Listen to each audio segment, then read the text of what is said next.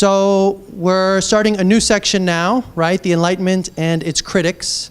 And one of the things that we've been focusing on for all of our sections so far is we're talking about ideas, concepts that are emerging in the modern period that are, in some sense, still being figured out. People are still figuring out how to apply them. People are still figuring out what they mean.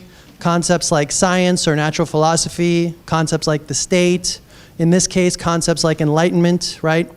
These are shared concepts amongst the people we're reading. They're also disputed concepts, and that's one of the things that we try to emphasize with the different readings that we're looking at. So what we'll try to do today is we'll look at the writings from Kant, from Condorcet, from Herder, to get an idea of what they mean when they're talking about enlightenment. And I think we'll see if we look pretty closely, they actually mean different things, all right? They're figuring out what it means to be enlightened, to think in an enlightened manner, or what the process of enlightenment looks like, how it changes societies. So first we can start off, what is the Enlightenment? Today when we say the Enlightenment, we're talking about a historical time period, right? And if you read histories of the Enlightenment, you're going to find that different historians will tell you different things about this time period, right? They can all agree upon one very general claim, so general that it's not even helpful, right? They can all agree that this is a period of Western European history characterized by a philosophical movement. So general, it's not really that helpful. When we get into the details, this is where we're going to find disagreements on the history of the Enlightenment. So what time period are we talking about? Everyone agrees we're talking about certainly the 18th century.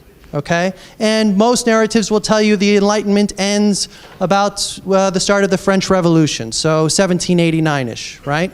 When does the Enlightenment begin? Well, that's where you're going to see a lot of differences in different historians. Some will say we want to go start in like the 1680s in France.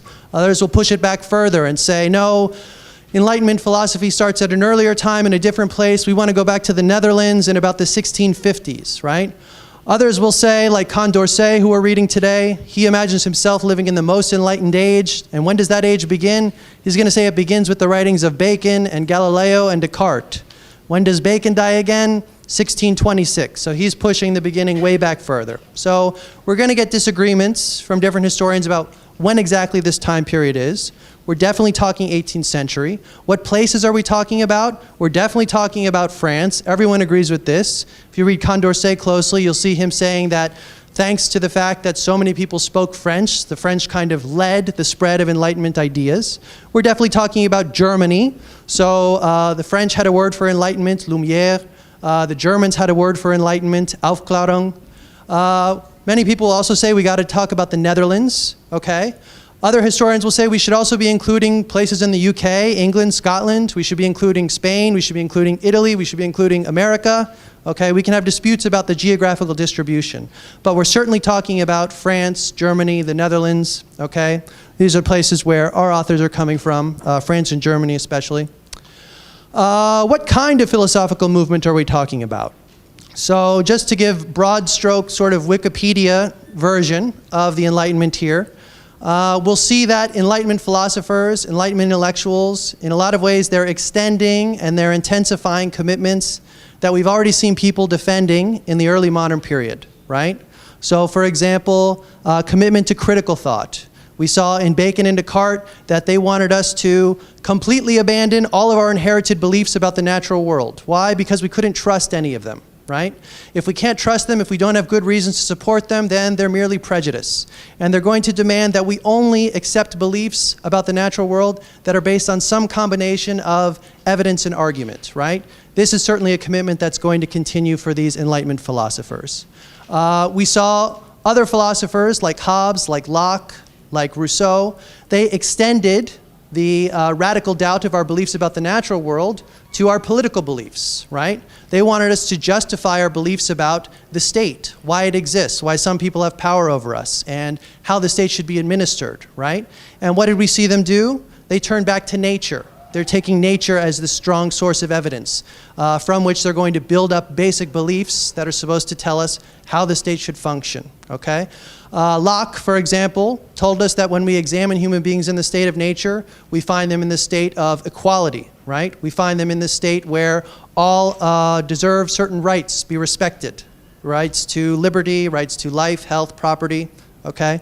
This is going to be an idea that we also see in a lot of these Enlightenment philosophers. They're going to have this commitment to this idea of human equality. So Condorcet will say that this is the natural state of human beings, that is being equal, and they're going to argue that all human beings deserve respect of certain natural rights. These include rights to, like Locke would say, life, health, liberty, property. They include rights to freedom of belief, freedom of expression. So Enlightenment philosophers will typically promote tolerance or the acceptance of other people's religious beliefs, right? So this is going to continue. We're also going to see a continued commitment to systematic thought. And by that I mean we kind of see a pattern with the early modern thinkers we've been looking at, right? They all want to discover some kind of foundational beliefs. They might call them first notions or first principles or basic laws.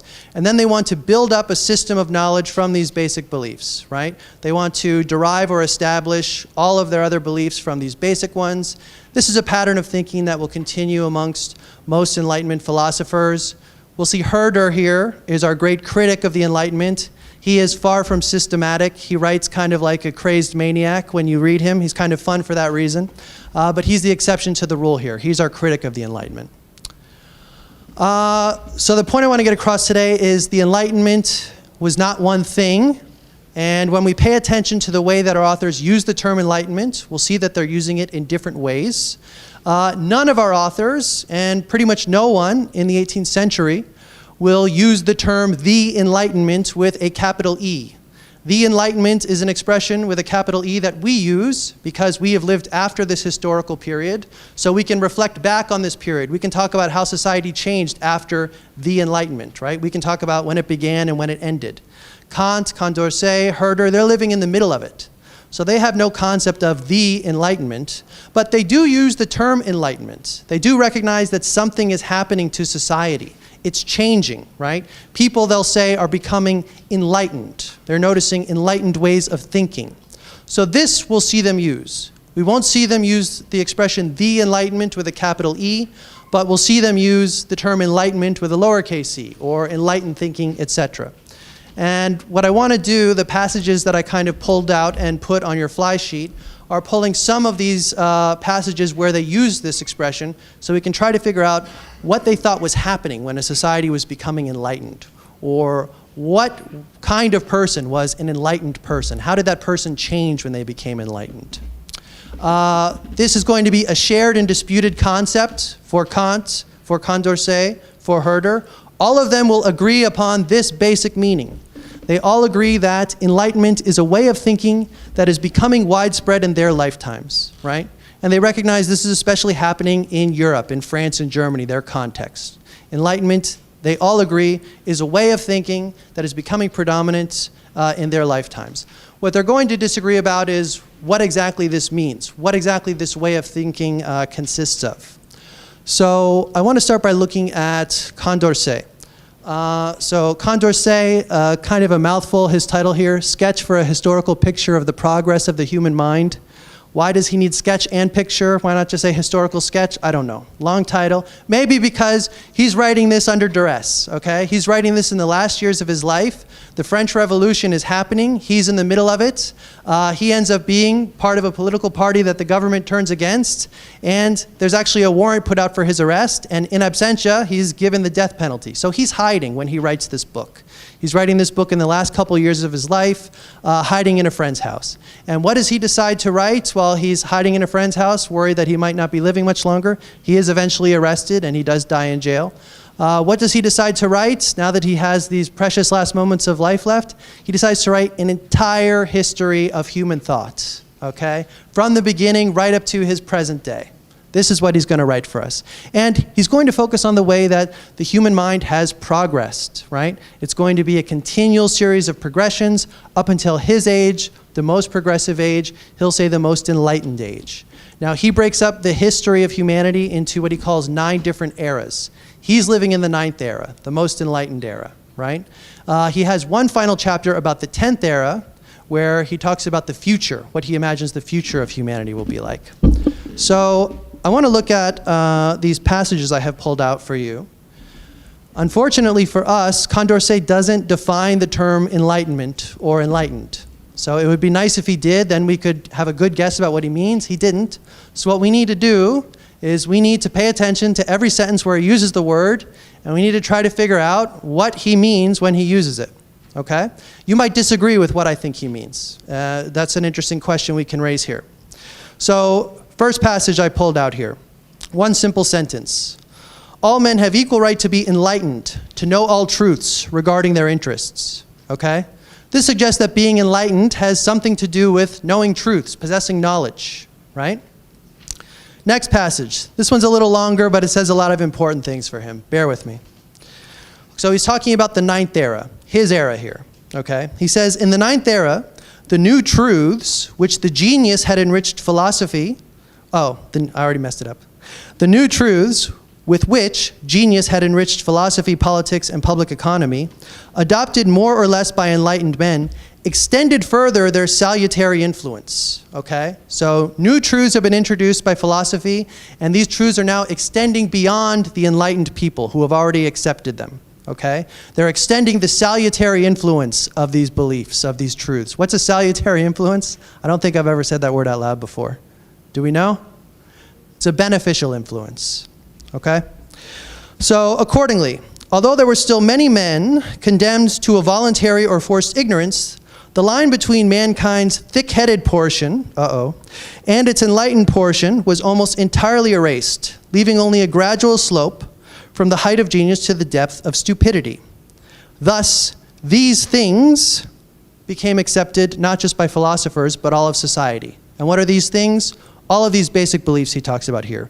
A general knowledge of the natural rights of man. The opinion that these rights aren't given and can't be taken away. A strongly expressed demand for freedom of thinking and writing, freedom of industry and commerce, relief of the people's distress, repeal of penal laws against religious dissidents, blah, blah, blah, blah, blah. I can go on, okay?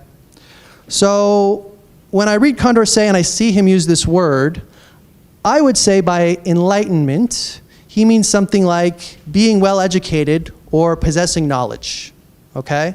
So enlightened people are those who were exposed to these new truths that philosophers have discovered in the ninth era, right?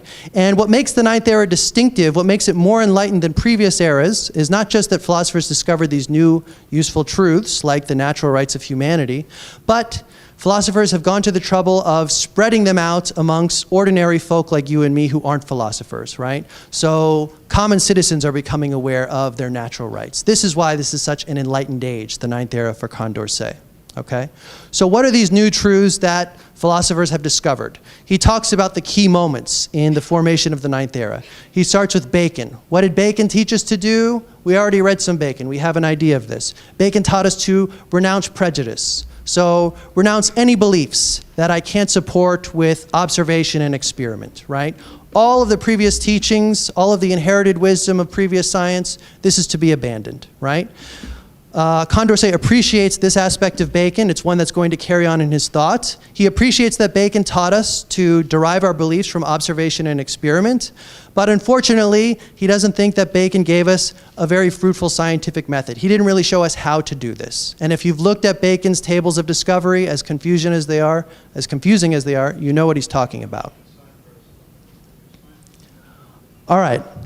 Next, we have Galileo. What did Galileo do? He did what Bacon was supposed to do. Galileo taught us how to derive beliefs from observation and experiment. With Galileo, we have scientific method now.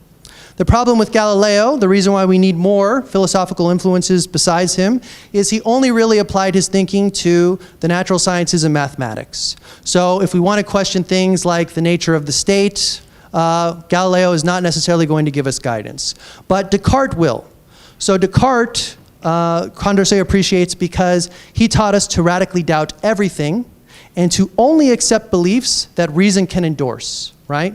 So now we can turn our critical gaze, following Descartes, upon any aspect of human civilization we want, as well as the natural world, as well as mathematics.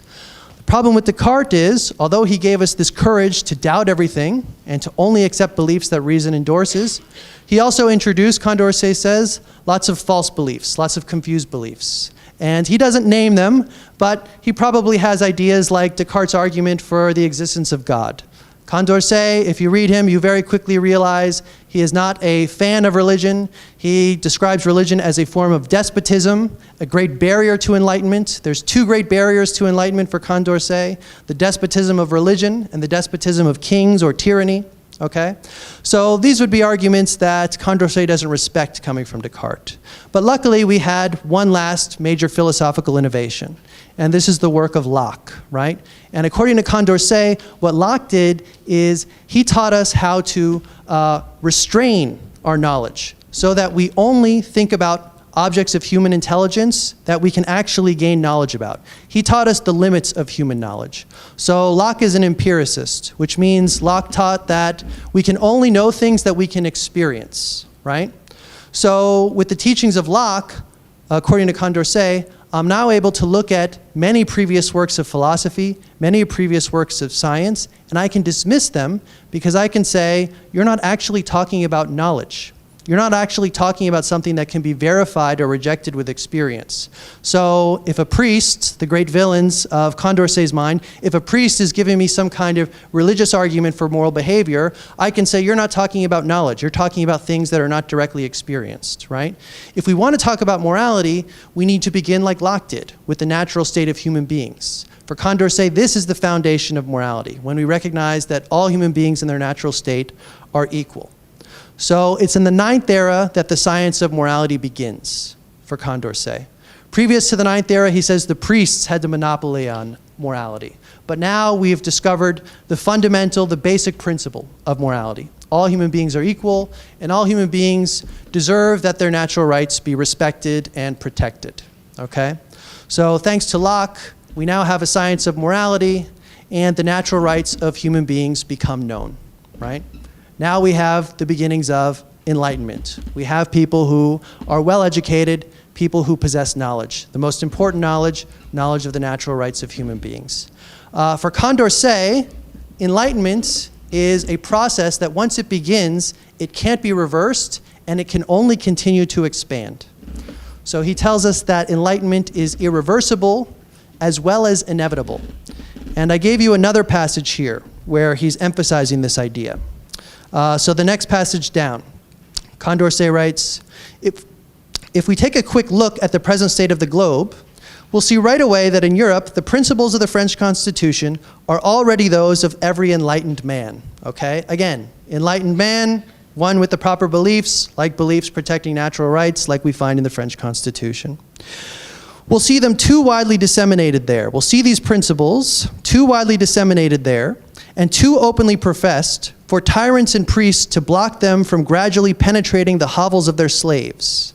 And there they'll soon awaken the remnants of the slave's good sense and arouse in the soul of the oppressed the silent indignation that a life of humiliation and terror can't extinguish. So the idea here is once people are exposed to these ideas of natural rights, once they recognize that as human beings, they deserve the right to liberty, the rights to health, the right to property, the rights to all of these other protections, they're never going to abandon this idea of their natural rights. They're going to insist that whatever state they live in respects and protects these natural rights. Okay, so in this sense, enlightenment is an irreversible process. It's also inevitably going to spread further and further, Condorcet thinks. Because once I learn that all human beings are equal, and we all are deserving of protection of these natural rights, I won't just insist that my rights are respected, I'll insist that the rights of all human beings, including those living outside of my state, outside of my community, my society, right, that their rights are also respected. So he imagines that in the future, the great philosophers of Europe will be sending out emissaries into distant lands in order to teach people of their natural rights, where they in turn will insist that the state respects them. So enlightenment is a process for Condorcet that inevitably is going to lead to political revolution. And when he talks about political revolution, he doesn't necessarily mean a bunch of angry people storming the palace and some guy walking out with the king's head on a stick. It doesn't have to be violent. What he means by political revolution is a radical and irreversible change of the government, right? And there's two ways that these revolutions can unfold. He says, on the one hand, we can have popular revolutions. And this is a situation where the state does not allow people respect or protection of their natural rights, even though the subjects are demanding this, right? And eventually the pressure becomes so great that the people have no choice but to overthrow the government with force. This would be a popular revolution. But revolutions could also be totally different. We could have the form of an official revolution. In this case, the state recognizes that its subjects are demanding greater respect of their rights, right? And in response to this pressure, the state decides to grant them this respect, right? And slowly allow more of their rights to be respected. So this is what we would see happening when a state allows, for example, protections for people in same-sex marriages, things like this, right? We don't have a toppling of the government, but we have a change that's allowing for greater liberties, greater rights to be respected amongst the population, okay? So these are Condorcet's basic ideas when he's talking about enlightenment, right? Enlightenment is the possession of truths, the possession of knowledge. It's the property of educated people, but it's inevitably going to spread because all people will recognize that they deserve that their natural rights be respected. Kant is going to have a different focus when he talks about enlightenment. And we're lucky because when Kant was writing, people were already starting to say in Germany, what is all this talk about enlightenment? Why doesn't anyone define it? What do they mean? And Kant goes to the trouble to give us some pretty clear definitions. So we don't have to guess so much about what Kant means. So let's look at a couple passages here. So the first one is just a sentence that I give you, and this is from his piece, What is Enlightenment? So he begins by defining it here, in answer to the question, what is enlightenment? He tells us that enlightenment is the human being's emergence from self-incurred minority. Our translation says minority. Lots of translations say immaturity. The idea is when you're an enlightened person, you are beginning to think for yourself, right? The state of minority or immaturity for Kant, this is like the state of being a minor, like a child. When you're a child, you allow others to make all your decisions for you, most notably your parents. They're going to decide what you should wear, what you should eat for dinner.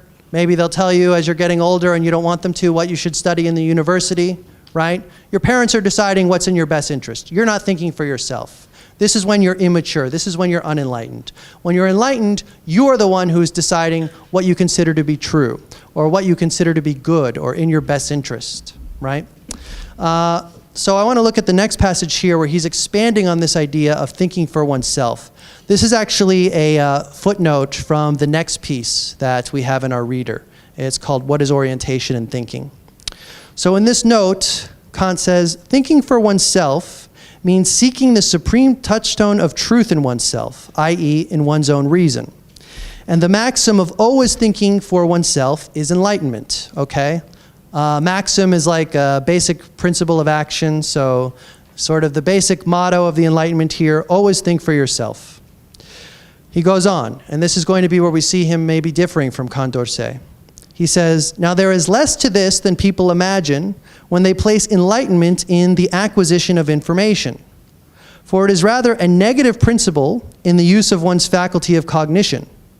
And often he who is richest in information is the least enlightened in the use he makes of it.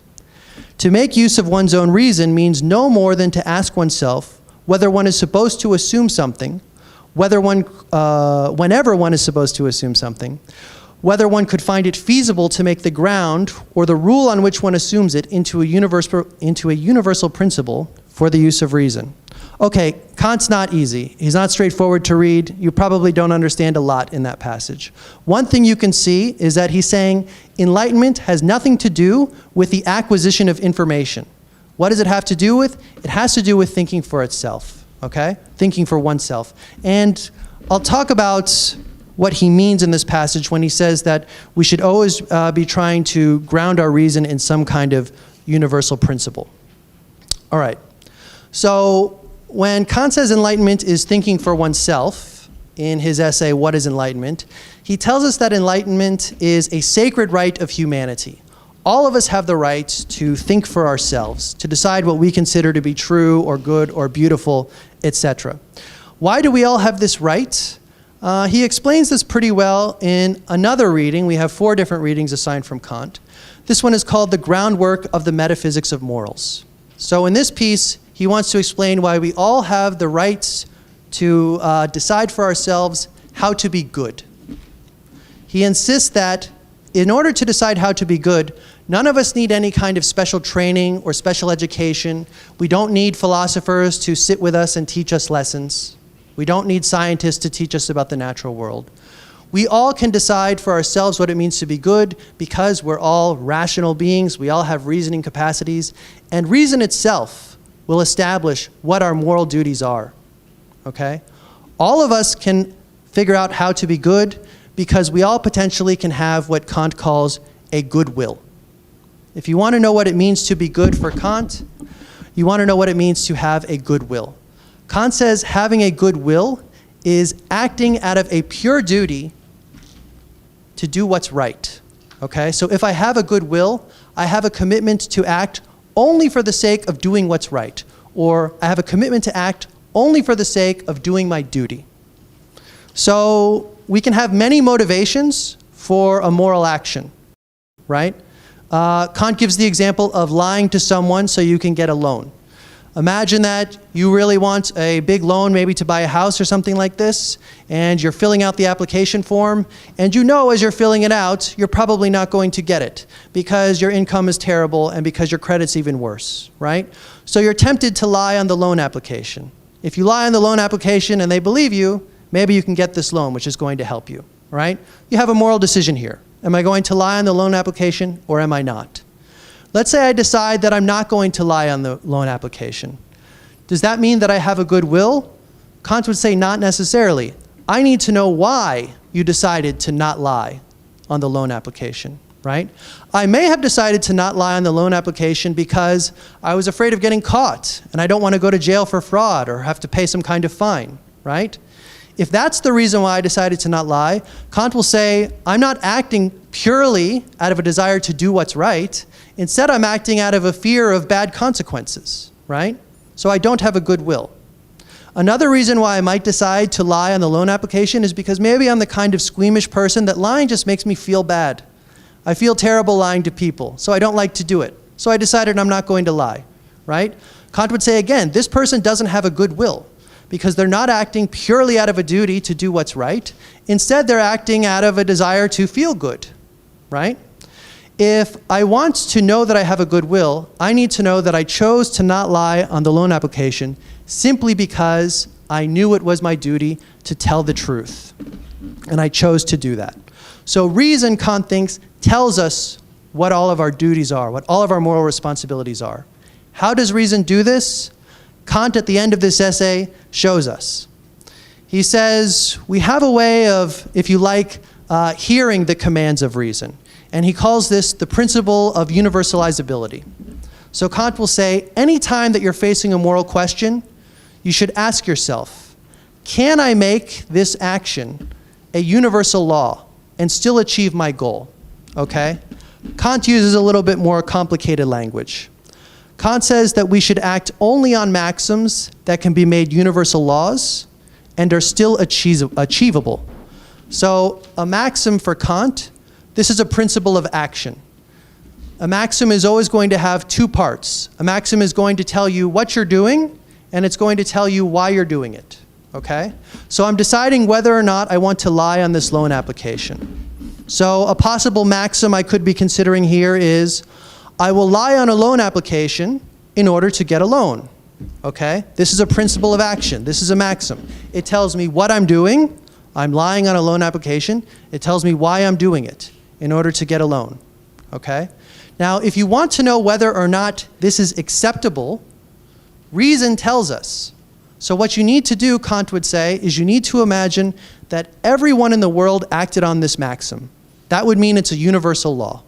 So imagine if everyone in the world acted on this maxim, and then ask yourself, could I still achieve my goal if everyone in the world was acting on this maxim? If the answer is no, then Kant will say, you're considering an immoral action.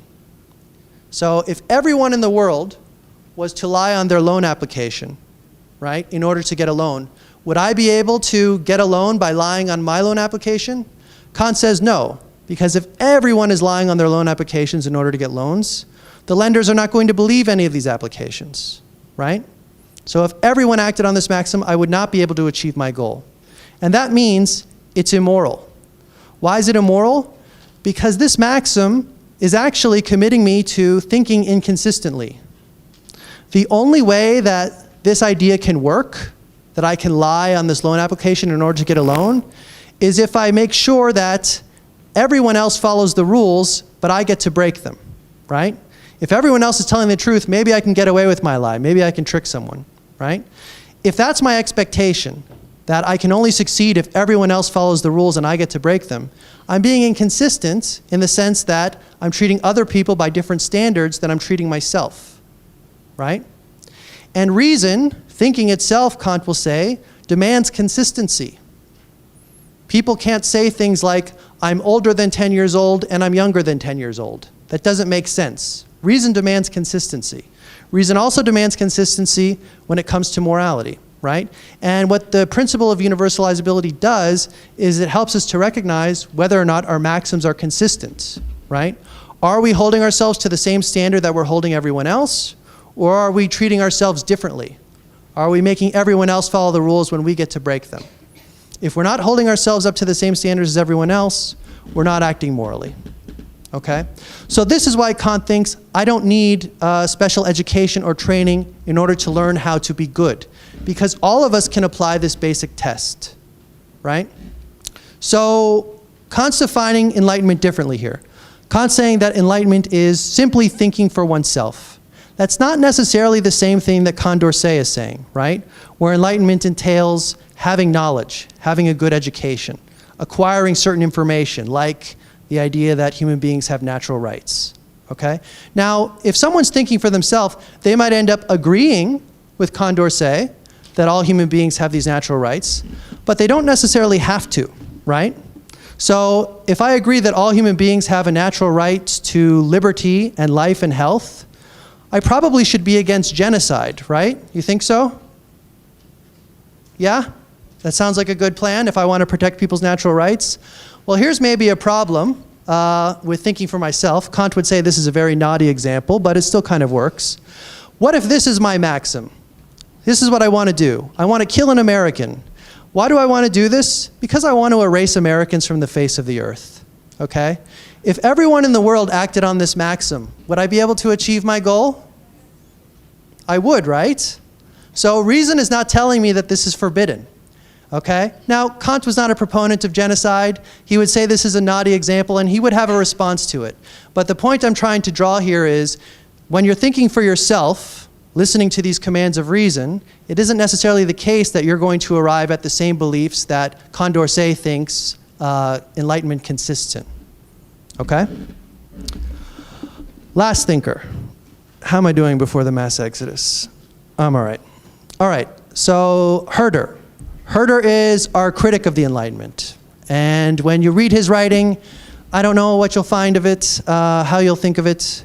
It's kind of like he's writing really late at night without much sleep. In some way, it's kind of inspired. In another way, it's kind of manic. He's very sarcastic. If you were to go by sentence, he maybe believes like 60% of the sentences that he writes. Many of his sentences, he means the exact opposite. Oftentimes, the translator, I think, puts exclamation points there to kind of give us a clue.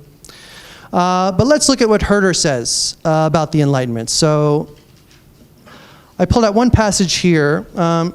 Here he's talking about the emergence of Enlightenment thinking. And he says, finally, there followed, as we say, the dissolution, the unfolding, long eternal night, enlightened itself into morning. Okay? This is the beginning of the Enlightenment, or enlightened thinking. There arose Reformation, Renaissance of the arts, science, ethics. The yeast sank, and there arose our thought, culture, philosophy. People began to think as we do today. People were no longer barbarians. No temporal point in the unfolding of the human spirit has been more beautifully described than this. He doesn't think this is a beautiful description.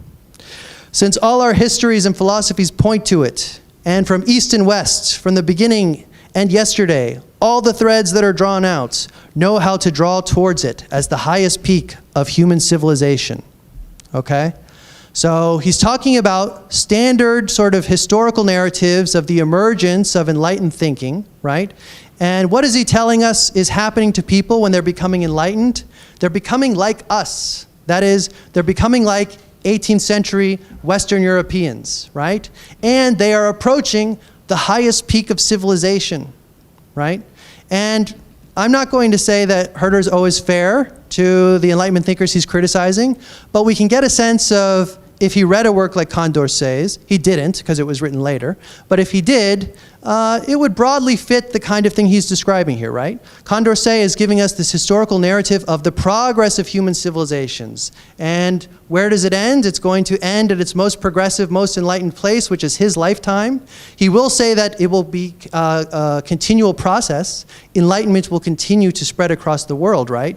But really what we see happening there is more people becoming like us, right? As Herder is saying here. So when Herder is talking about enlightened thinking or the Enlightenment, he has a really different idea in his mind. It's a negative idea. Enlightenment is not necessarily a good thing for Herder. So I would say that by Enlightenment, Herder means something like a mechanical way of thinking that takes contemporary European culture as the measure of humanity. I need to explain one part of this that's not in the passage, a mechanical way of thinking. So you'll see Herder talk a lot about how the mechanical way of thinking characterizes the modern European way of thought, right? And here he has in mind, I think, especially the kind of systematic thinking that we've seen in so many of our philosophers, right? So Bacon and Descartes, what do they want to do? They want to actually teach us how to think. They want to create a method that we're going to have to follow as we're going to acquire true beliefs. So we're going to accept foundational principles or first notions or basic laws, and we're going to build up our beliefs from this common system, this common foundation, right? This for Herder is mechanical thinking, right? It's, he might say something like reducing the many possibilities of thought to one kind of deductive system, right? Now, for Herder, he can recognize some of the benefits that come with Enlightenment thinking, but he would argue that proponents of the Enlightenment, especially like Condorcet, these sort of excited spreaders of Enlightenment, they don't recognize the things that are lost when we take enlightened contemporary European civilization as the peak of human civilization. So one thing that is lost that Herder discusses is we lose the capacity for original spontaneous thinking, right? So he thinks this is a problem with this mechanical way of thinking. We're taught to adopt certain foundational principles, to follow a certain technique or method in our thinking. And oftentimes what happens once people are taught these methods of thinking is it becomes just rote memorization, right? Memorizing certain principles, imitating the things that previous philosophers have said. We're not capable of doing what Kant would say we should do, think for ourselves, right? So when I gave you a maxim that seemed like it could be universalized, that endorsed genocide, right? Hopefully not many of you would decide that genocide is a good thing at that point. Why? Because you're capable of thinking for yourself and recognizing something must be wrong with this system here, if it's encouraging me to believe that genocide is an acceptable form of behavior or action, okay? This can get lost, Herder worries about, with mechanical thinking. The way we think about ethics as a whole, he thinks gets skewed in the modern enlightened imagination. So one of the things we lose is concepts of virtue ethics. I don't know how many of you took 201, where you read Aristotle's Nicomachean Ethics, right? That was a very different model of ethics than we see put forward by a lot of these modern Enlightenment thinkers, okay? Ethics for someone like Aristotle, it doesn't have very much to do with recognizing the basic principles of morality and deriving and establishing the rest of our beliefs from them, right? What is the substance of ethics or morality for Aristotle? It's going to be in our day-to-day habits, right? It's going to be in our inclinations, our emotional responses to situations. These emotional responses become something that we learn through training right? We gain most of our moral ideas from moral exemplars, examples that we see around us in our communities that teach us how to be virtuous people, right? Herder thinks this is really the substance of morality: inclinations, habits, moral training, the examples of our community members, right? Personal relationships. This is where we have force in our moral ideas, right? If we reduce morality to just a system of principles, he thinks morality actually loses its force. People won't care about it as much, which is why we can have, like in the United States, where in the American Revolution, everyone is declaring that all men are created equal, but at the same time, slavery is still legal, right? Because the principles don't have a purchase, they don't have a pull, because they're not actually based in any kind of sympathy with this other community, the community that is not responsible for writing these original documents. Another thing that we're going to lose, Herder thinks, is our ability to sympathize with other people. If we imagine that European civilization is the height of human civilization, right, we get this idea that all civilizations should be measured by our standards, what we take to be beautiful, what we take to be good, what we take to be true, right? And Herder would probably say someone like Condorcet is doing this when he tells the entire history of humanity that is culminating to 18th century France, okay? What we need to do if we want to understand other communities, Herder thinks, is we need to be able to sympathize with them, which means we need to be able to judge them by their standards of what they take to be good, or what they take to be beautiful, or what they take to be true. If we can't judge other people by their own standards, we can't actually understand what they're trying to achieve in their actions, right? So this approach to history, judging people by their own standards, is what's commonly called historicism. This is the approach that Herder wants us to take to studying other peoples, that he thinks Enlightenment philosophers fail to take, right? So if I'm imagining that the recognition of the natural rights of humanity is going to be essential to being enlightened, then when I look at other cultures that lack this recognition, I'm going to say that there's something lacking in this culture, right? But Herder would want to try to push back and say, why should they be interested in these ideas that we take to be important? We need to be able to explain that. Otherwise, what appears to be lacking might only be apparently lacking because we're used to it, not because it's important to them, okay? A good place to push back on Herder here is usually when people get the idea of rights, they recognize right away that these are powerful ideas, but this is where he's going. Lastly, Enlightenment histories, he thinks, they hide the true sources of historical change. The true sources of historical change, according to Herder, are what he calls contingency, fate, and deity. And this is really just three ways of saying the same thing for Herder. So here what he's accusing Enlightenment historians of doing is he's accusing them of explaining historical change through the efforts of great individuals, right? So the idea would be like Galileo, in his defense of the heliocentric theory in front of the church, was inaugurating the scientific revolution or something like this, right? Martin Luther, this great heroic figure with his provocative ideas, inaugurated the Protestant Reformation, right? Herder wants to say, when we look at historical change, what we see again and again is that it is never the result of a certain individual's heroic actions, right? History never unfolds in accordance with any human being's plans. So he gives the example of Luther here, right? Yes, it's true. Luther's attempts to reform the Catholic Church did lead to the unfolding of the Protestant Reformation. But is this what Luther planned when he began criticizing the Catholic Church? No. He at first planned on simply criticizing the Catholic Church, right? So he wanted to push for reforms within his own church. He's not imagining that eventually this is going to lead to the creation of a new form of Christianity, right? And that we're going to have many other forms of Christianity that are breaking off from the Catholic Church. And not only is he not imagining this, but the fact that his nailing these objections, right, to Catholic practice on the door of the seminary, the fact that this led to the Protestant Reformation, it has much more to do with contingency, with chance, than it does with any human being's efforts. There was loads of people who criticized the Catholic Church before. Many of their criticisms were accepted and this church changed. Others, their criticisms weren't accepted. But this didn't lead to a big reformation. Why? Because these people were either tortured and silenced or they were killed. And Luther could have very easily been one of these people who just ended up being burned at the stake and no one really cared about him unless we read history, right? Why did Luther end up creating a revolution, a reformation, instead of just being burned at the stake? Well, this had a lot to do with contingency. He was lucky that he lived in the age of the printing press, where his ideas disseminated widely and quickly. He was lucky he was living in an age when lots of European princes saw an opportunity to now take control of their territories away from the church by rallying around leaders like Martin Luther, right?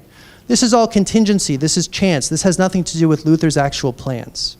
So as history unfolds, in many cases, it looks to us like contingency. It's not unfolding in accordance with a human being's plan, but Herder does think it is unfolding in accordance with God's plan.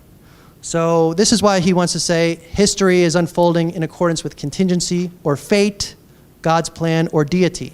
The difference between him and the Enlightenment historians he wants to emphasize is he doesn't pretend to know what the end of history is going to be like. He doesn't pretend to know what God's plan is for all of this unfolding and development in the course of human history, right? Whereas he wants to say someone like Condorcet does pretend to have this knowledge, right? As he's going to talk about the 10th era, you'll see him explaining how these Enlightenment ideals are going to unfold across the globe. The only reason he can assume that is because he thinks he's established what the peak of human civilization is and that it can only spread to all other human beings. That's the only future course of development we have, okay? So what are we doing here? We're trying to generally introduce these texts. We're sticking to one main theme here, how they're defining enlightenment. Kant gives us a clear definition of enlightenment. Herder and Condorcet, they don't. So you totally might disagree with how I define enlightenment for them, right? Pay attention to how they use the word as you look in these documents. This is not the final say here, okay? So thanks for your attention. I'll see you guys later.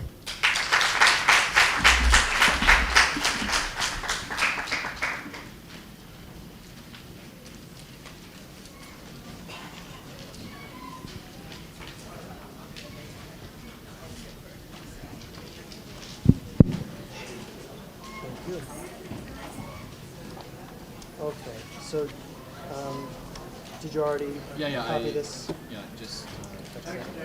Thank you.